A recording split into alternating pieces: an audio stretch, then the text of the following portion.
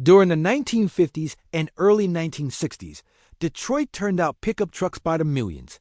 They were tools first. Machines built for farms, construction sites, and hard daily use. Strong frames, simple designs, and an expectation that they would be worked until they wore out.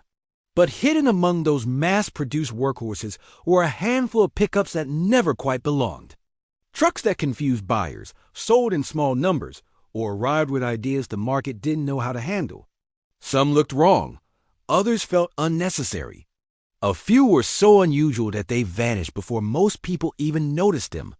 Today, locating one is incredibly difficult. Not because they lacked value, but because survival was never part of the plan. This isn't a story about famous trucks. This is about classic pickups so uncommon that most people never encountered them at all. Some shouldn't have existed. Others existed at the wrong time. And all of them share the same fate. Today, they live as hidden legends. 1955 to 1958 Chevrolet Cameo Carrier. Before pickups became lifestyle vehicles, before design and comfort mattered, one truck quietly broke tradition. The Chevrolet Cameo Carrier was never intended to be rare. It was intended to challenge expectations. In the mid-1950s, a pickup was supposed to be plain, tough, and purely functional. Chevrolet ignored that rule and built something different. The Cameo treated appearance as a priority. Smooth fiberglass bed panels, uninterrupted body lines, and a rear end without exposed fenders gave it a look closer to a passenger car than a work truck.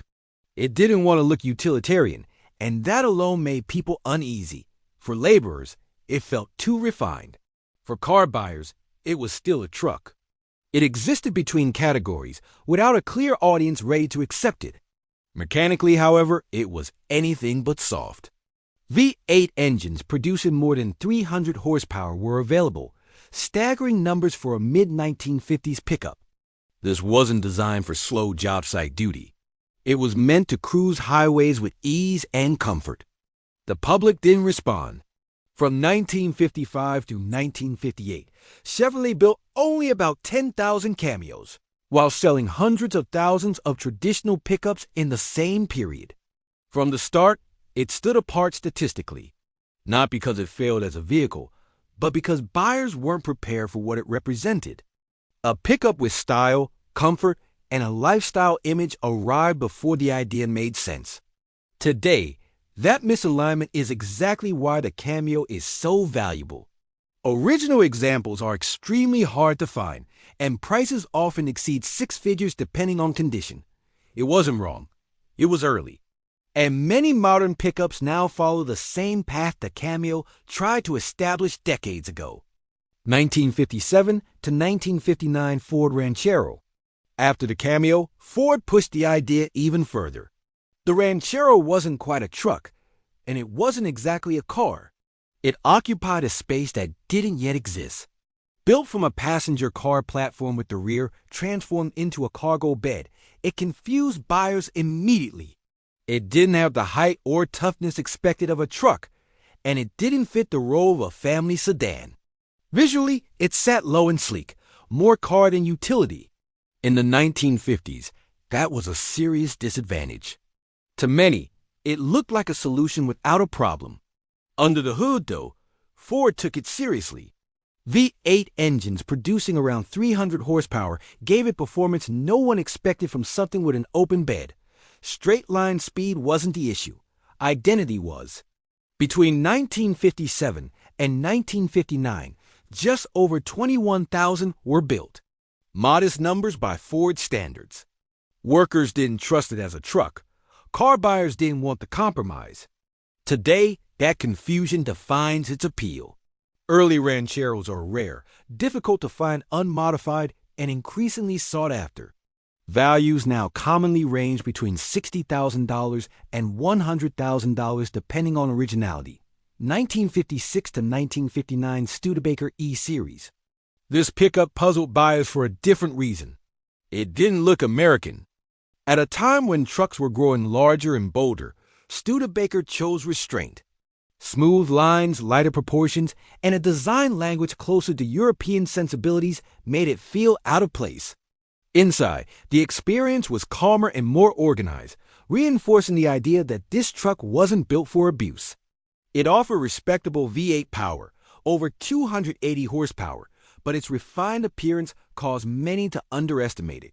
Between 1956 and 1959, only around 12,000 were produced.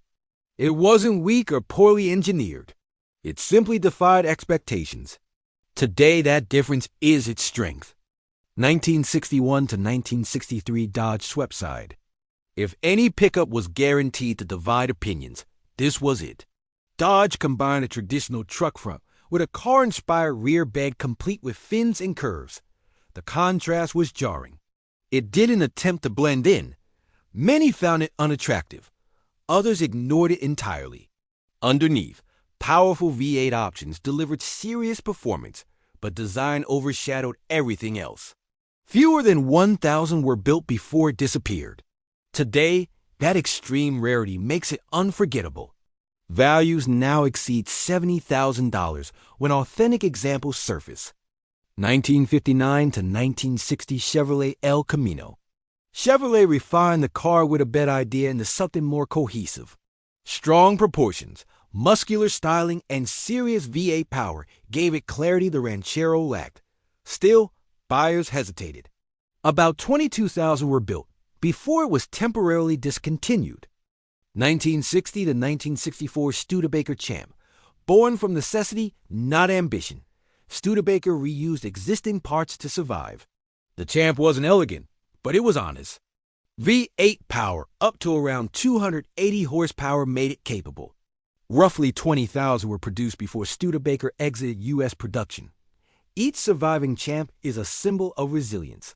Values range from $45,000 to $75,000. 1961 to 1967 International Harvester Travelette. The first mass-produced four-door pickup, built for crews, not families. Too early for its own good. Production was extremely limited. Today, survivors can exceed $80,000 due to historical importance. 1963 to 1967 Jeep Gladiator. Before Jeep became an icon, the Gladiator existed as a capable but misunderstood pickup. Powerful V8 South, industrial design, and low production numbers define it today. Well-preserved examples now sell between $60,000 and $100,000. So now I'll ask you, if you could choose just one of these rare pickups to own today, which would it be and why? Leave your answer in the comments. And if you enjoyed this deep dive into the forgotten side of utility vehicles, continue with the video on screen, exploring the most beautiful American wagons of the 1950s. We'll see you next time.